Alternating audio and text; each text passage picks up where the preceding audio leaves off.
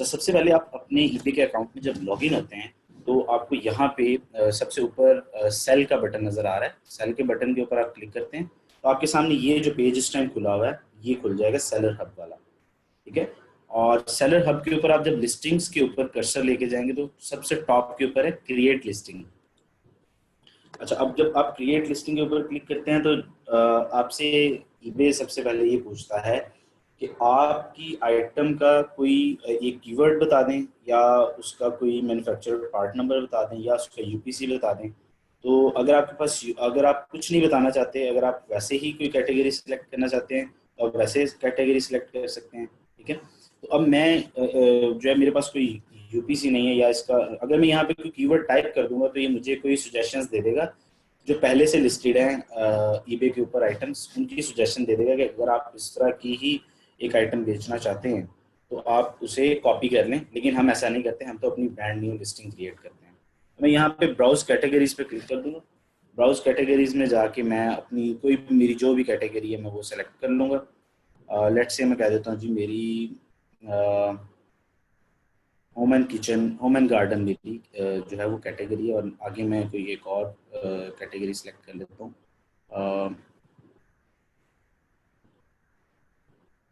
मैं सेलेक्ट कर लेता हूँ किचन डाइनिंग एंड बार, और उसके बाद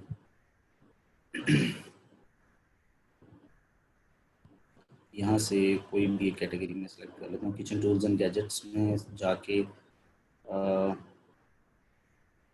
मैं बोलता हूँ जी other kitchen and tool and gadgets, क्योंकि मैं किचन से रिलेटेड या होम एंड किचन से रिलेटेड एक आइटम लिस्ट करके दिखाऊंगा आपको और उसका सारा प्रोसीजर करूँगा आप लोगों के सामने, तो इसलिए मैंने ये वाली कैटेगरी सेलेक्ट की है। अच्छा जी, अब इसके बाद सबसे पहले आपसे ईबे पूछेगा आपका टाइटल। तो टाइटल वगैरह आप वही यहाँ पे डालेंगे जो आपने अपनी अमेजोन की लिस्टिंग के ऊपर डाला था। अमेजोन का सेम वही टाइटल आप कॉपी कर लें, लेकिन ईबे के ऊपर कुछ लिमिट्स होती हैं टाइटल के। टाइटल जितना बड़ा आप अमेजोन के ऊपर डाल सकते हैं उतना बड़ा टाइटल आप ईबे के ऊपर नहीं डाल सकते। ईबे पे सिर्फ 80 कैरेक्टर्स की लिमिट है, तो मैं जब ये डालूंगा तो सिर्फ वो 80 कैरेक्टर्स तक ही शो करेगा।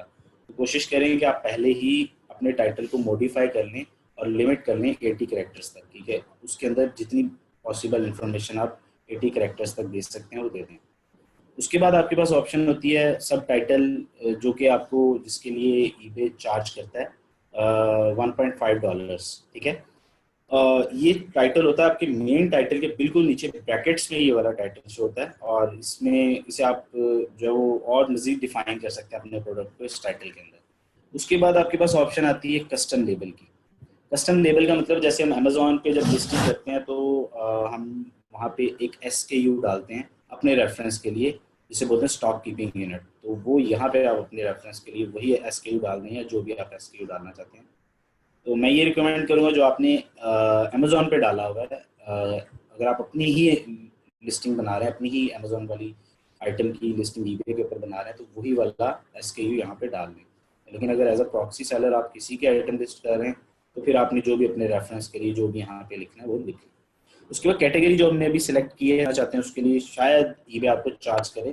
कुछ कैटेगरीज में पेट सप्लाईज की जैसे कि कैटेगरी है, उसमें अगर आप दूसरी एक सेकेंडरी कैटेगरी भी डालते हैं तो उसके लिए ईबे आपको चार्ज करता है। होम एंड किचन में आपको वो सेकंड कैटेगरी के लिए चार्ज नहीं करता। उसके बाद ऑप्शन है स्टोर कैटेगरीज। स्टोर कैटेगरीज में जब आप ईबे के ऊपर सेल करते हैं तो आपकी हर आइटम, लेट्स से आप उसके ऊपर गारमेंट्स भी सेल कर रहे हैं, आप उसके ऊपर किचन वेयर भी सेल कर रहे हैं, स्पोर्ट के आइटम भी सेल कर रहे हैं, तो आप हर एक चीज़ का अलग से एक पोर्शन बना देते हैं, एक स्टोर बना देते हैं कि मेरी ये आइटम इस स्टोर को बिलोंग करती है। वो स्टोर आपके बैक एंड पे ईबे के अंदर ही बनता है। तो यहाँ से अगर आप कोई स्टोर बना के उसमें डालना चाहते हैं ये आइटम जो आप लिस्ट कर रहे हैं, तो यहाँ से आपके पास वो स्टोर्स शो हो जाएंगे जो आपने क्रिएट किए हुए हैं पहले से। तो हमारे पास ये सारे स्टोर्स क्रिएट हुए हुए हैं। तो ठीक है, उसके बाद एक ही आइटम को आप 2 से 3 स्टोर्स में, मुख्तलिफ स्टोर्स में डाल सकते हैं। तो ये कोई इतना इम्पोर्टेंट स्टेप नहीं है जिससे आपको जो है वो लाजमी करना है और लाजमी कोई स्टोर बनाना है। आप अदर की ऑप्शन सेलेक्ट करके भी जो है वो प्रोसीड कर सकते हैं। उसके बाद क्रिएट वेरिएशंस। अब आपकी प्रोडक्ट की अगर तो वेरिएशन है तो आप क्रिएट वेरिएशंस पे क्लिक करेंगे और यहाँ से अब आप बताएंगे कि कौन सी वेरिएशन है, वो बोलते हैं कलर की वेरिएशन है मेरे पास। उसके बाद ऑप्शंस आ रही हैं, ये हम मैं टाइप भी कर सकता हूँ खुद से एट्रीब्यूट। कलर नहीं है, साइज है, तो मैं यहाँ से इसे क्लोज करूँगा और ऐड पे क्लिक कर दूंगा। यहाँ से मैं कोई भी जो है वो एग्जिस्टिंग अगर कोई मेरे पास है एट्रीब्यूट जिसे मैं सिलेक्ट कर सकता हूँ तो मैं वो सिलेक्ट कर लूँगा। अदरवाइज मैं यहाँ से ऐड योर ऑन एट्रीब्यूट पे क्लिक करके और एट्रीब्यूट का नाम टाइप करूँगा, जैसे साइज, कलर, मटेरियल, तो उसे मैं सेव कर दूंगा, तो वो एट्रीब्यूट मेरे पास बन जाएगा। कोई भी एट्रीब्यूट जो भी आपके आपके आपकी प्रोडक्ट जिस भी चीज़ से वेरी करती है, कलर से वेरी कर रही है, साइज से वेरी कर रही है, तो आपको वो एट्रीब्यूट डिफाइन करना पड़ता है वेरिएशंस के लिए। तो मैं यहाँ से कलर सेलेक्ट किया और उसके बाद सेव किया और अच्छा जी, अब मैंने सेव पे क्लिक किया और उसके बाद मुझे कलर सेलेक्ट करने हैं कि मेरे पास कौन कौन से कलर्स हैं। कलर्स में मैं खुद से टाइप कर सकता हूँ, उनका टेक्स्ट भी मैं खुद से टाइप कर सकता हूँ। जैसे कि यहाँ पे भी अगर यहाँ पे ब्लू है तो मेरे पास जो कलर है वो स्काई ब्लू भी है, तो मुझे टाइप करना पड़ेगा यहाँ पे। लेकिन अगर मेरे पास यहाँ पे कलर्स अवेलेबल है तो मैं ब्लैक भी सिलेक्ट कर लेता हूँ, ब्लू भी सिलेक्ट कर लेता हूँ, ब्राउन भी सिलेक्ट कर लेता हूँ, ग्रे भी सिलेक्ट कर लेता हूँ, ग्रीन भी। तो जी मेरे पास ये 5 कलर्स हैं। उसके बाद मैं कंटिन्यू पे क्लिक करूँगा, ठीक है।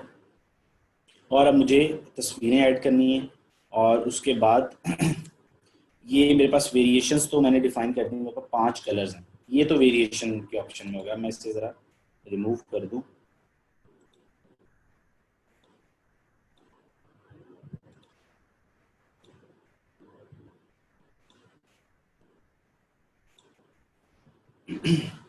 उसके बाद मुझे यहाँ पे फोटोज़ डालनी है, ठीक है। फोटोज़ के लिए आप ऐड फोटोज़ पे क्लिक करेंगे, सब फोटोज़ को सेलेक्ट करेंगे और उनमें से किसी एक फ़ोटो को प्राइमरी बना देंगे।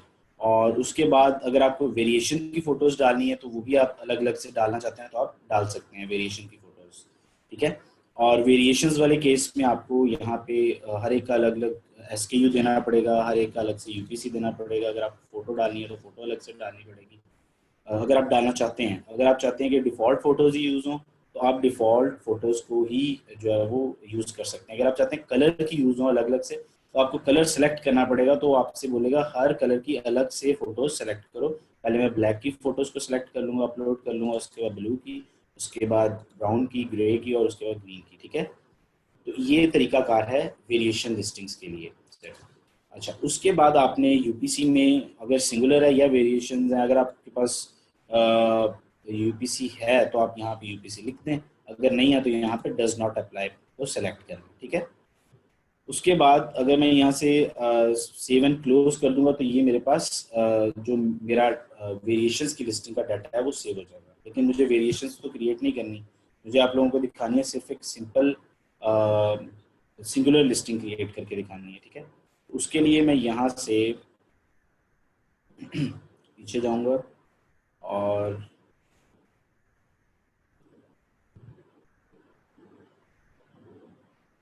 यहाँ से मैं दोबारा से कोई कैटेगरी सेलेक्ट कर लेता हूँ ताकि मैं आपको सिंगल लिस्टिंग के बारे में भी बता दूँ, सिंगल आइटम की लिस्टिंग कैसे होती है। अच्छा,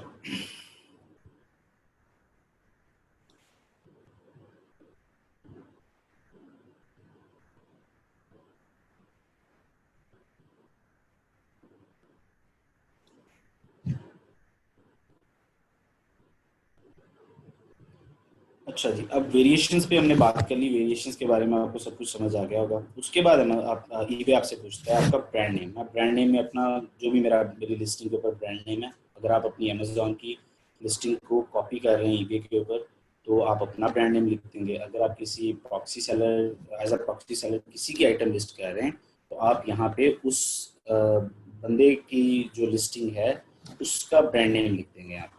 जो एमपीएन एमपीएन है आपका मैन्युफैक्चरर पार्ट नंबर, इस पे भी डज नॉट अप्लाई पे आप सिलेक्ट कर सकते हैं। अगर आपको एंटर करना है तो आपके पास उसका एमपीएन है तो आप यहाँ पे लिख सकते हैं। उसके बाद कस्टम बंडल के आप इसमें कस्टम बंडल की ऑप्शन देना चाहते हैं, नहीं हम नहीं देना चाहते। उसके मॉडिफाइड आइटम नो, उसके बाद नॉन डोमेस्टिक प्रोडक्ट, इन चीज़ों को आप छोड़ दें।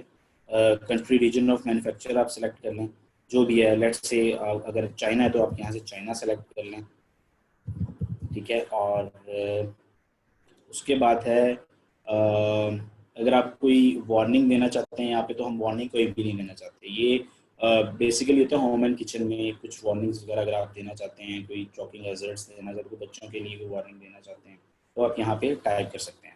उसके बाद ऑप्शन आ रही है आपके पास सेल एज लॉट, लेकिन हम लॉट एज अ लॉट तो सेल नहीं करेंगे, हम तो सिंगल पीस 2 पीसीज या 3 पीसीज सेल करते हैं हमेशा, तो इसे हम सेलेक्ट नहीं करेंगे। उसके बाद यहाँ पे आपके पास आइटम डिस्क्रिप्शन है। आइटम डिस्क्रिप्शन में आप अपनी वही डिस्क्रिप्शन जो आपने अमेजोन के जो टाइटल बुलेट पॉइंट और डिस्क्रिप्शन आपने डाले हैं उसमें से जो डिस्क्रिप्शन वाला पोर्शन है वो और बुलेट पॉइंट वाला पोर्शन वो दोनों यहाँ पे डाल सकते हैं, क्योंकि ईबे के ऊपर कोई ऐसी जगह नहीं है जहाँ पे आप अपने बुलेट पॉइंट्स अलग से डाल सकें, ठीक है। तो बुलेट पॉइंट्स और डिस्क्रिप्शन उनको आप जो भी आपकी प्रॉपर कंटेंट बनता है वो यहाँ पे डाल दें। अगर आप सिंपल शो करना चाहते हैं तो स्टैंडर्ड वाले कॉलम में, अगर आप चाहते हैं कि HTML में कुछ डिजाइन वगैरह और कुछ बॉर्डर्स और कुछ बोल्ड टेक्स्ट शो या कुछ भी आप उसके अंदर HTML ऐड करना चाहते हैं तो आप HTML पे क्लिक करें और यहाँ पे आप वो सारा HTML की कोडिंग डाल दें। ये हो गया आपका डिस्क्रिप्शन का पार्ट। उसके बाद ईबे के ऊपर फॉर्मेट होता है लिस्टिंग का, अमेजोन के ऊपर ऐसा कोई चक्कर नहीं है। ईबे के ऊपर होता है दो किस्म की लिस्टिंग्स होती हैं, एक होती है ऑक्शन स्टाइल।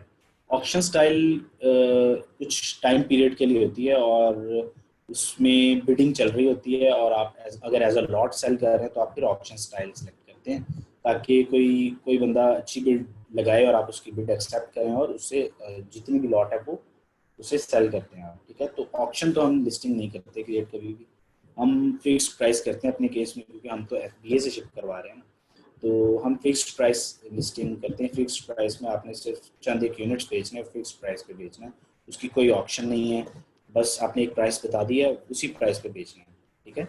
उसके बाद ड्यूरेशन होती है आपकी। ड्यूरेशन में आप बता सकते हैं कि 3 दिन के बाद जो भी लिस्टिंग आपने क्रिएट की, 3 दिन 5 दिन 10 दिन 15 दिन, इतने दिन के बाद ये लिस्टिंग बंद हो जाए ऑटोमेटिकली और आप इसे रीलिस्ट करें। लेकिन हम ऐसा नहीं करते, हम गुड टिल कैंसल्ड लिस्टिंग जो है वो हमेशा क्रिएट करते हैं। गुड टिल कैंसल्ड का मतलब है कि जब तक खुद सेलर कैंसिल ना करे उस लिस्टिंग को तब तक वो लिस्टिंग डिलीट नहीं होगी। क्यों? क्योंकि हम इसको इसलिए किसी 3 डेज 5 डेज या 7 डेज के पीरियड के लिए लिस्ट नहीं करते और गुड टिल कैंसल्ड इसलिए लिस्ट करते हैं क्योंकि हमारी जब सेल्स हो रही होती हैं हमारी लिस्टिंग के ऊपर एक सेल्स हिस्ट्री डेवलप हो रही होती है।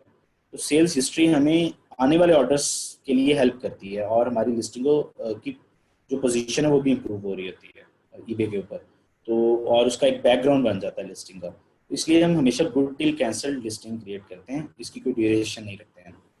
उसके बाद ऑप्शन है कि आप अपनी लिस्टिंग को लाइव कब करना चाहते हैं। अगर आप कोई शेड्यूल करना चाहते हैं उसे तो उसका चार्ज करेगा ईबे, लेकिन मैं यहाँ पे सिलेक्ट कर रहा हूँ start my listing when I submit them. जब मैं इसको सबमिट पे क्लिक करूँ उसी टाइम राइट अवे ये ईबे के ऊपर लिस्ट हो जाए।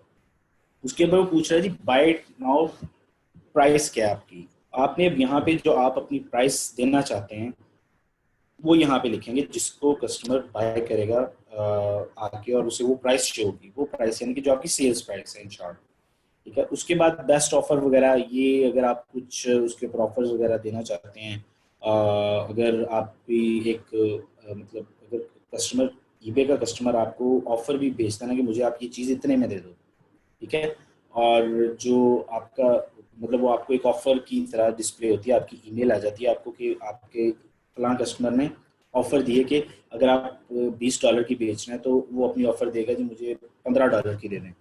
तो आप पे डिपेंड करता है कि आप उस ऑफर को एक्सेप्ट करते हैं या काउंटर ऑफर करते हैं और उसको अपनी तरफ से एक ऑफर दे देते हैं कि ठीक है आपने 15 बोला है मैं आपको 17 में देने को तैयार हूँ 20 की बजाय। तो इस तरह से वो ऑफर सिस्टम होता है। अब यहाँ पे ईबे सबसे पहले तो पूछ रहा है कि क्या आपके जो बायर्स हैं वो आपको ऑफर भेज सकते हैं अपनी तरफ से। उसके बाद पूछे automatically accept offer of at least, यहाँ पे आप सेट कर सकते हैं कि एटलीस्ट इतने की ऑफर हो तो आप एक्सेप्ट करेंगे ऑटोमेटिकली, और अगर आप डिक्लाइन करना चाहते हैं तो लोअर देन दिस डॉलर इतनी अमाउंट से अगर लोअर हो तो उसे ऑटोमेटिकली डिक्लाइन कर दें। अच्छा, उसके बाद है क्वांटिटी की ऑप्शन, क्वांटिटी आप कितनी डालना चाहते हैं। अगर आप एक नए सेलर हैं और आपका पुराना ईबे अकाउंट नहीं है, नए सेलर हैं, तो आप हमेशा क्वांटिटी 1 या 2 रखें क्योंकि ईबे आपको लिस्ट नहीं करने देगा क्योंकि आपके ऊपर सेलर लिमिट्स होती हैं।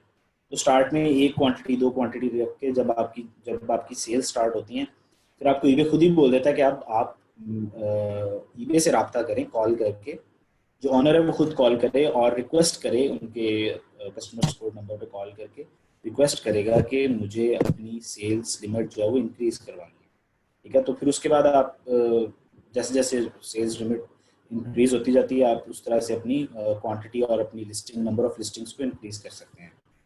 उसके बाद अगर प्राइवेट लिस्टिंग पे अगर आप क्लिक कर देंगे तो आपकी लिस्टिंग के ऊपर जो सेल्स हिस्ट्री है वो शो नहीं होगी कि कौन कौन से बायर्स ने बाय किया है, दूसरे बायर्स को शो नहीं होगी कि कौन से बायर ने इस सेलर से बाय किया। उसके बाद मेक अ डोनेशन इसे छोड़ दें। उसके बाद पेपैल आपका जो है वो पेमेंट ऑप्शंस में आ जाता है कि आप अपनी जो सेल्स की अमाउंट है वो पेपैल में मंगवाना चाहते हैं। उसके बाद आपको अपना ईमेल देना पड़ता है, जो पेपैल जिस ईमेल से आपने पेपैल बनाया हुआ अपना। और उसके बाद require immediate payment with buy it now, कि हमें उसी टाइम पेमेंट चार्ज करनी है अपने कस्टमर को जब वो बाय कर रहा होता है। उसके बाद नीचे आपने यहाँ पे कुछ भी चेकआउट पे इंस्ट्रक्शंस देनी, जैसे कि मैंने यहाँ पे इंस्ट्रक्शंस दी हुई हैं। एक टेम्पलेट बनाया हुआ है जो कि हर आने वाली अगली मेरी क्रिएट जब करूंगा मैं नई लिस्टिंग तो उसमें यही टेम्पलेट शो होगा। मैंने लिखा हुआ है जो our restocking fee is 15% of the total sale amount, we would be happy to make a return as long as it is in original condition. तो इस तरह से आप कोई भी चीज़ लिख सकते हैं यहाँ पे, अपना जो भी पैगाम देना चाहते हैं चेकआउट पे अपने कस्टमर को। उसके बाद सेल्स टैक्स इसे छोड़ दें, ये हम नहीं लिखते यहाँ पे। उसके बाद रिटर्न ऑप्शन, क्या क्या आप रिटर्न्स एक्सेप्ट करते हैं, तो आप यहाँ पे लिखते हैं डोमेस्टिक रिटर्न्स एक्सेप्टेड। इसका मतलब ये है कि विद इन यूएस अगर कोई मुझे रिटर्न करना चाहता है तो वो मुझे रिटर्न कर सकता है, ठीक है। और 30 डेज के अंदर रिटर्न कर सकता है, और रिटर्न शिपिंग जो है वो बायर पे करेगा, ठीक है। तो ये सब ऑप्शंस जब कस्टमर रिटर्न रिक्वेस्ट ओपन करने लगेगा तो ये सब ऑप्शंस जो होंगी कि आप 30 डेज के अंदर कर सकते हैं, तो आपको इतने दिन हो गए हैं, अभी आप कर सकते हैं या नहीं कर सकते, रिटर्न रिक्वेस्ट ओपन कर सकते हैं या नहीं। उसके बाद return shipping will be paid by buyer या आप सेलर पे करेगा, तो ये कस्टमर को शो होती हैं चीज़ें। उसके बाद रिप्लेसमेंट और एक्सचेंज ये छोड़ दें, इससे हम सेलेक्ट नहीं करेंगे। इंटरनेशनल अगर आप एक्सेप्ट करना चाहते हैं तो ठीक है, नहीं तो हम बंद कर देते हैं। से अमेजोन के केस में तो ऑफ कोर्स, क्योंकि हम शिप नहीं करेंगे ना यूएसए से बाहर, तो शिप नहीं कर रहे हैं। अगर हम अपनी ही आइटम को कॉपी कर रहे हैं अमेजोन से ईबे के ऊपर, तो हम सिर्फ यूएसए के अंदर शिप करेंगे ना, क्योंकि एफबीए तो हमारा बाकी कंट्रीज में शिप भी नहीं करेगा। अमेजोन एफबीए से तो शिप नहीं करेगा। तो यहाँ पे जो ऑर्डर्स आएंगे ईबे पे वो हम सबमिट करवाते हैं एमसीएफ के थ्रू अमेजोन एफबीए में। अब एफबीए से जो है वो एमसीएफ होता है सिर्फ विद इन यूएस, ठीक है। तो इसलिए हम इसे शिप टू की ऑप्शन में नीचे शिपिंग डिटेल्स की ऑप्शन आ रही है कि आप डोमेस्टिक शिपिंग में कौन सी सर्विस यूज़ करना चाहते हैं, कोई भी सर्विस सेलेक्ट कर लें जो भी आपके लिए यहाँ से जो है वो फिजिबल है। यूपीएस ग्राउंड है, उसके अलावा जितनी भी यूएसए में यूज़ होती हैं शिपिंग सर्विसेज वो सारी यहाँ पे लिस्टेड है। मैंने UPS ground 1 to 5 days select कर लिया। उसके बाद यहाँ पे कॉस्ट अगर मुझे फ्री शिपिंग रखनी है तो फ्री शिपिंग सेलेक्ट कर लूँगा, अभी कॉस्ट देनी है शिपिंग कॉस्ट, तो मैं फ्री शिपिंग का ऑप्शन जो है वो डी सिलेक्ट करके यहाँ पे शिपिंग कॉस्ट डाल दूँगा, जो भी शिपिंग कॉस्ट मुझे कस्टमर को चार्ज करनी है। उसके बाद अलास्का हवाई में अगर मुझे कुछ सरचार्ज करना है, वाकई हम करते हैं ये, क्योंकि वहाँ पे शिपिंग और रिटर्न शिपिंग जो है वो ज़्यादा चार्ज होती है। जो आप शिपिंग करते हैं वो ज़्यादा चार्ज होती है बनिस्बत दूसरी स्टेट्स के, ठीक है। तो इसे हम सेलेक्ट कर देते हैं यहाँ से, add a surcharge for Alaska Hawaii and Puerto, ठीक है। उसके बाद नीचे आपको ऑफर लोकल पिकअप ये भी छोड़ दें। नीचे इंटरनेशनल शिपिंग है, इंटरनेशनल शिपिंग में अब आपसे अमेजोन अपना ईबे पूछ रहा है कि आप कौन कौन सी कंट्रीज में शिप कर सकते हैं। हम तो शिप करेंगे नहीं क्योंकि हम एज अ एफबीए सेलर हमने एमसीएफ सबमिट करवाना है इसका ऑर्डर। तो मैं इन सब ऑप्शंस को डिसेलेक्ट कर दूंगा, सिर्फ नॉर्थ एंड साउथ अमेरिका को सिलेक्ट करूंगा, ठीक है, ताकि अमेरिका के अंदर ही शिप करे ईबे, ठीक है। उसके बाद आपकी पैकेज वेट एंड डायमेंशंस, यहाँ पे आपने उसकी डायमेंशन और वेट डालना है। उसके बाद एक्सक्लूड शिपिंग लोकेशंस, अगर आप कोई स्टेट या कोई कंट्री एक्सक्लूड करना चाहते हैं जहाँ पे आप शिप नहीं करना चाहते, तो आप उसे यहाँ पे क्रिएट एक्सक्लूजन लिस्ट में जाकर उसे ऐड करें।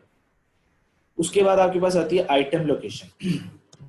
आइटम लोकेशन, आप अगर आप एफबीए सेलर हैं और एमसीएफ कर रहे हैं अपने ईबे के ऑर्डर्स को, तो आप अपने जो है वो कोई भी जो आपका ईबे का एड्रेस अगर यूएसए का है तो आप अपने घर का एड्रेस डाल दें, जो आपके यूएसए वाला एड्रेस है जो आपने अपनी ईबे की डिटेल्स में दिया हुआ है साइन अप के दौरान, तो आप वही एड्रेस यहाँ पे डाल दें, कोई भी एक एड्रेस किसी फ्रेंड का, किसी कज़न का, किसी का भी यहाँ पे एक एड्रेस डाल दें यूनाइटेड स्टेट्स का, ताकि वो आपको लोकेशन जो आपकी आइटम की लोकेशन है वो ईबे के ऊपर यूएसए की शो होगी।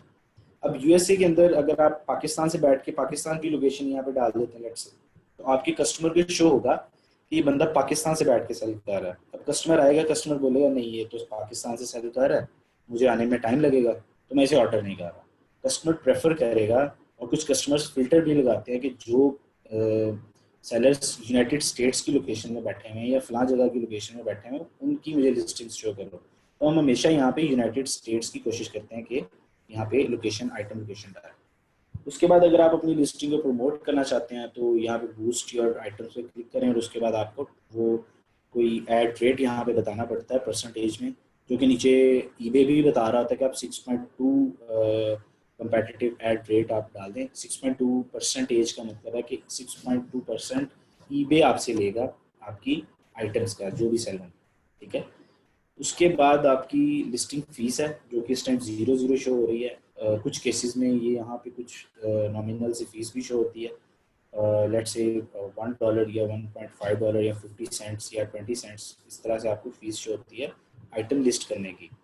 वो इस केस में अगर आपने कोई ईबे के ऊपर सब्सक्रिप्शन नहीं ली हुई, स्टोर सब्सक्रिप्शन नहीं ली हुई, तो वो आपको फिर ईबे फीस चार्ज करता है, ठीक है, या कुछ सेलेक्टिव कैटेगरीज में। तो उसके बाद आप ये सारा डाटा फिल करने के बाद उसे लिस्ट आइटम पे क्लिक करते हैं, आपकी आइटम, आपकी लिस्टिंग बन जाती है, ठीक है। तो ये तरीका है ईबे के ऊपर लिस्टिंग बनाने का।